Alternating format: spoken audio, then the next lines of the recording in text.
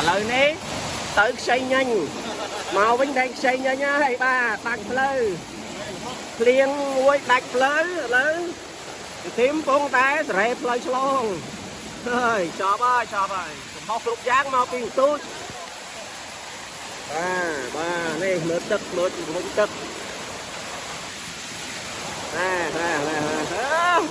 bài á lại ra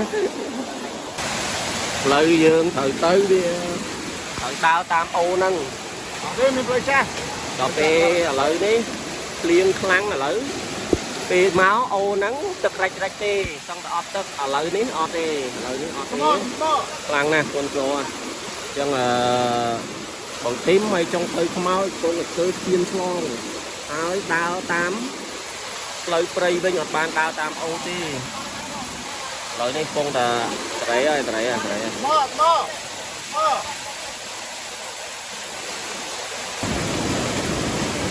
ní là từ ban là chiên slong với nói là chậm đắt Phật đan tay như thế mình bị tàu slong rồi ai mà cũng tròn ở trên học nhân khó em nhà làm chuyên môn cực nhưng mà phải nhập luôn slong hai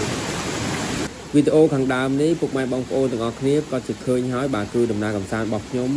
គឺបានជួបជាមួយនឹងឧបសគ្គដែលខ្ញុំធ្វើដំណើរត្រឡប់ពីភ្នំតាកំប៉ោងមកវិញដែលជាក់ស្ដែងនេះគឺទឹកពិតជាធំមែនទែនគឺយើងហើយពិតជាមិនអាចមើលងាយចំពោះភ្លៀងបន្តិចបានទេដោយសារពួកខ្ញុំទៅនេះគឺភ្លៀងបន្តិចទេអ្នកនរគ្នាប៉ុន្តែស្រាប់តែមកចុះដល់ក្រោមវិញគឺទឹកពិតជាធំមែនទែនម្ល៉េះហើយទៅទាមទារឲ្យពួកយើងមានស្មារតីប្រុងប្រយ័ត្នខ្ពស់ដោយសារមួយជំហានសុទ្ធតែគ្រោះថ្នាក់បំផុតអ្នកនរគ្នាជាក់ស្ដែងជាតិសោតក្នុងវីដេអូនេះគឺពួកយើងបានទៅជាមួយបង្ធីមពិតជាសំណាងមែនទែនដោយសារបង្ធីមគាត់ជាមេសហគមន៍នៅតំបន់ភ្នំក្នុងព្រះនិងតំបន់ភ្នំថ្មទាននេះផងដែរបាទគឺជាក់ស្ដែងគឺគាត់បានមានបទពិសោធន៍ខ្ពស់មែនទែនដោយសារណាមួយគាត់ជាមេតំបន់នៅតំបន់នឹងផងហើយក៏គាត់ជា guide សម្រាប់ជួនពួកយើងដើរលេងក្នុងតំបន់ភ្នំក្នុងព្រះនោះគឺគាត់បានប្រាប់ពួកយើងថា